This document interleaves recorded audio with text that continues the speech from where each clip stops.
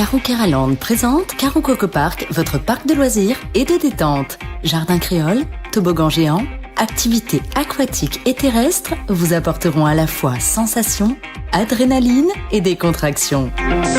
Régalez-vous dans son restaurant, le Coco Blue, ou dans l'un de ses snacks. Partagez des émotions fortes dans la zone de jeu Coco Game ou Escape Game, réalité virtuelle et maison de la peur vous offre un 3 en 1. Fêtez vos meilleurs événements avec Caro Coco Recept dans nos espaces privés lounge.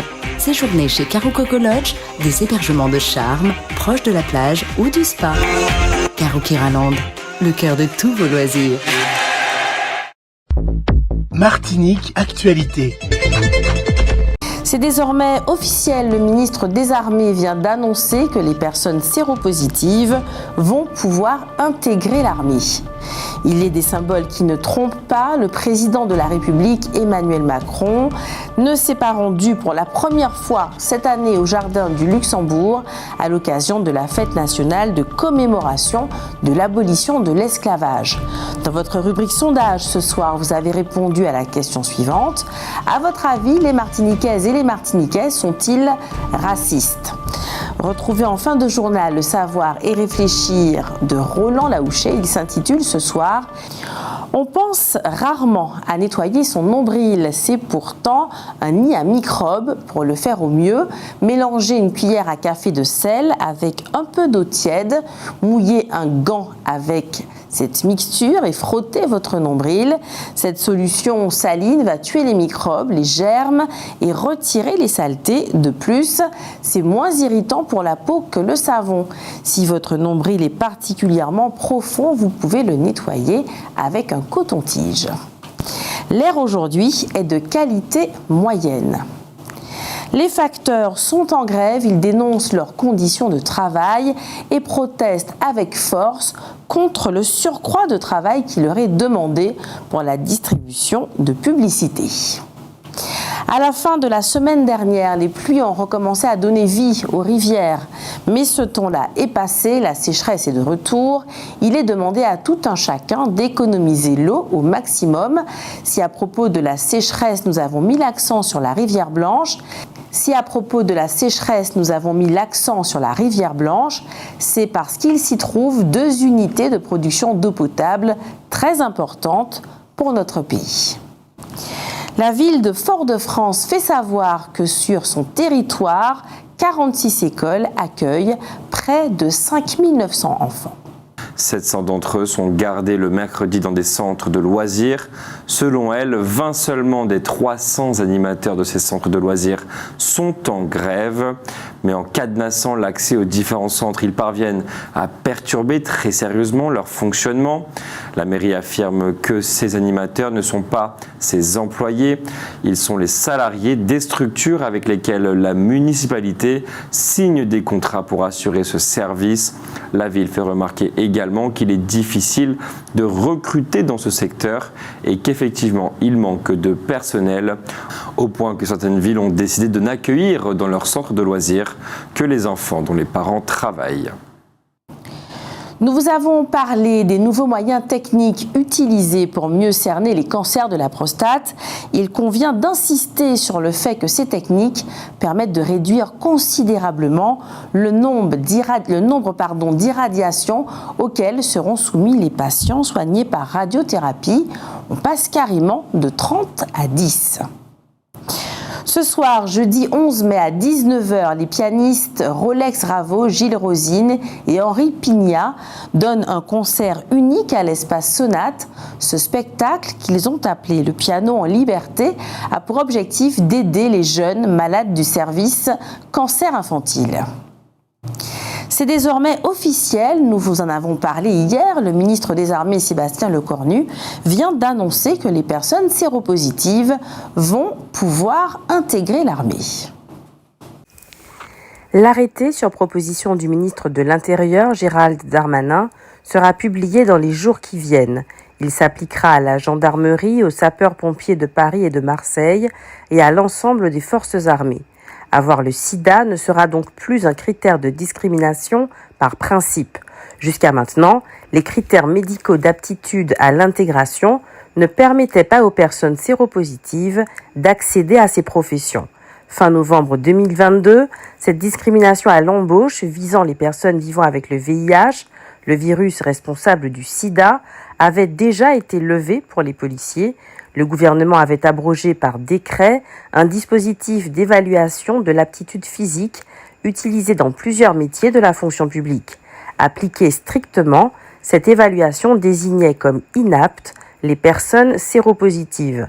Rappelons que les dernières études scientifiques ont démontré que les personnes séropositives bénéficiant des traitements adaptés ne transmettent pas le virus du sida. L'ASC Zénith propose une course nocturne de 10 km dans les rues du bourg de Ducos. Demain, vendredi 12 mai, à partir de 19h30, le départ va être donné au milieu de l'ex-Villa des Halles. Nous vous en avons parlé, la collectivité territoriale lance un nouveau rendez-vous en direction des personnes âgées et en situation de handicap. Aujourd'hui, jeudi 11 mai de 9h à 13h, ça a été une rencontre au Millénium du Morne Rouge autour du film documentaire La Ruta del Son. Mercredi, le 17 mai à 18h30, à la cantine centrale de Ducos, sera projeté le film Sortir de l'ombre, un film qui traite de l'homosexualité.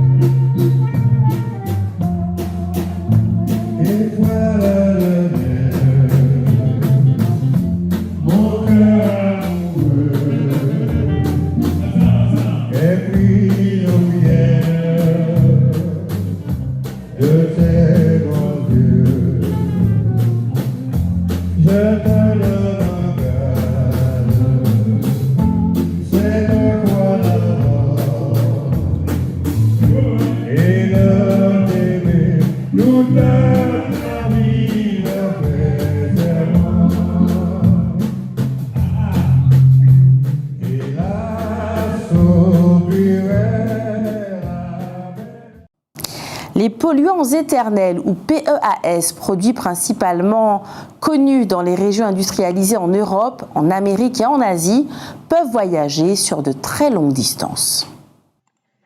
Plusieurs milliers de substances chimiques sont considérées comme des polluants éternels. Et c'est justement en raison de leurs propriétés tensioactives, de leur grande inertie thermique et de leur stabilité chimique qu'ils sont très utilisés dans des produits à usage domestique et industriel, notamment dans les revêtements et enduits protecteurs, l'ameublement, l'habillement, les emballages alimentaires, les poêles anti-adhésives, la cosmétique ou encore les mousses instinctrices. Or, les PFAS contaminent tant les eaux de surface que les eaux souterraines, tant l'air que le sol. Les espèces végétales et animales vivant dans les estuaires sont contaminées. Pire encore, peu piégées dans les sédiments, les PFAS suivent la circulation océanique et sont lentement transportés depuis leurs sources nord-américaines et européennes vers le reste des océans. Les polluants éternels peuvent également passer dans l'atmosphère à travers les embruns et les aérosols marins. On les retrouve donc dans les organismes marins de régions distantes de leur source. Les grands prédateurs, tels les requins, les espadons et les thons de l'océan Indien, de la Réunion, des Seychelles et du canal du Mozambique, sont contaminés par les PFAS. Des tendances similaires sont observées chez les thons de l'océan Pacifique Sud-Ouest, en Nouvelle-Calédonie et en Papouasie-Nouvelle-Guinée, mais à des niveaux relativement faibles en raison de l'éloignement des sources de pollution. Les PFAS n'épargnent pas non plus les organismes des profondeurs. Dans les grands fonds marins, leurs molécules sont présentes dans les crustacés et les poissons. La pollution engendrée par les substances les plus dangereuses, pourtant interdites depuis plus de 20 ans, va continuer d'augmenter dans l'océan Atlantique profond pour encore plusieurs décennies. Martinique Transport a décidé de mettre en place ce qu'elle appelle le comité des partenaires. Il s'agit d'une instance consultative dont les 9 membres seront tirés au sort par les Martiniquais qui auront bien voulu s'inscrire pour en faire partie. 3 seront issus de la zone géographique couverte par Cap Nord, 3 de la zone couverte par la CACEM et 3 autres proviendront de la zone de compétence de l'espace sud. Pour plus de renseignements, il suffit de consulter le site de Martinique Transport. Le festival de jazz de Sainte-Lucie a réouvert ses portes, si on peut dire, après le Covid. Le premier orchestre à s'y produire sera Cassave ce samedi.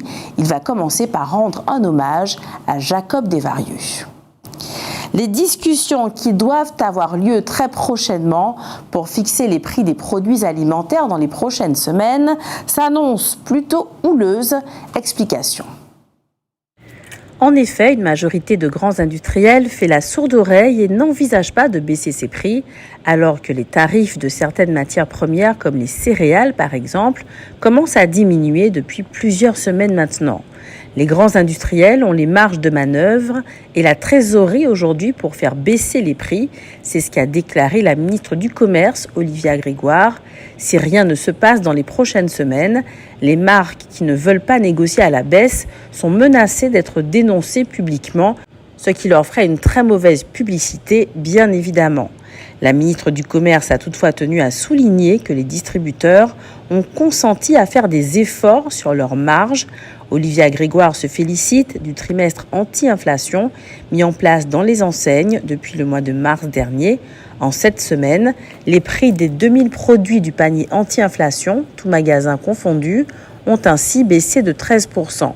Les distributeurs ont été reçus aujourd'hui par la ministre et par Bruno Le Maire, le ministre de l'Économie, pour aborder les suites de ce trimestre anti-inflation.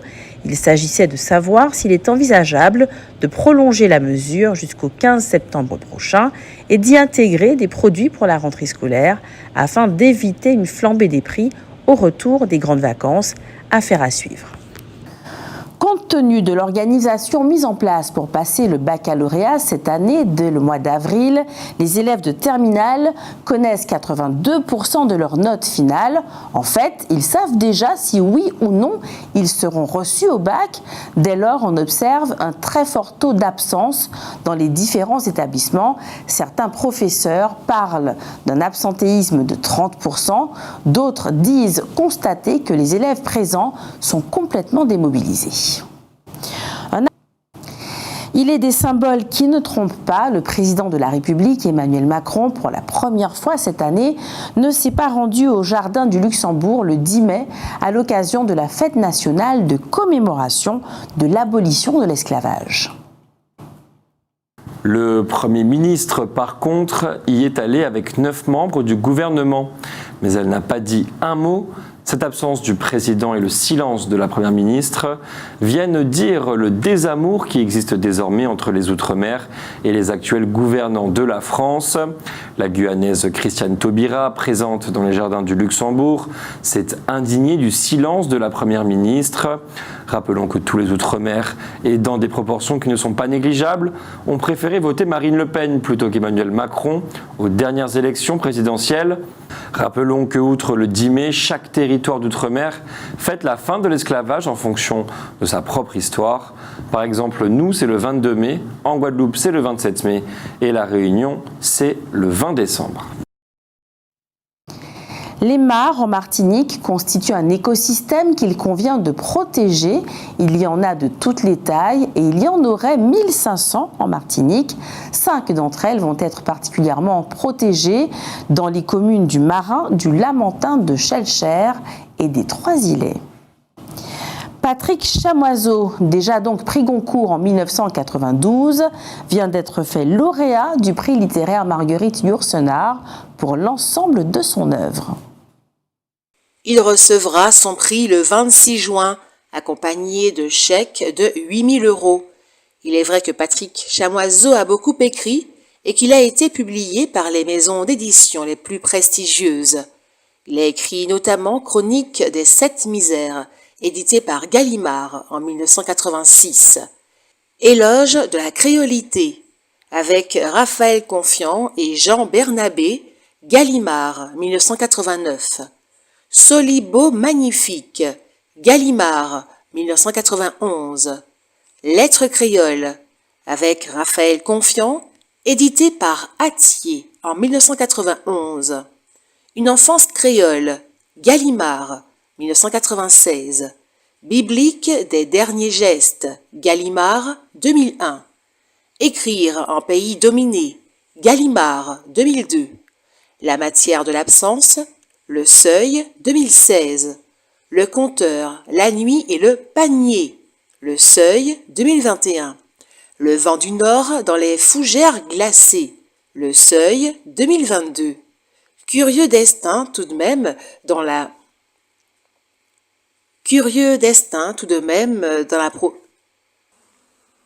Curieux destin tout de même dont la profession était éducateur spécialisé avant de commencer sa carrière littéraire par des bandes dessinées éditées avec le concours de Tony Delcham. Il fut un des chantres de la créolité d'Édouard Glissant au moment où elle s'opposa frontalement à la négritude d'Aimé Césaire, un affrontement qu'Aimé Césaire esquiva en affirmant que la créolité était une des composantes de la négritude. Outremernews.fr, le site de l'actualité Outre-mer, 24 heures sur 24 et 7 jours sur 7. Retrouvez la chaîne Outremer News sur YouTube.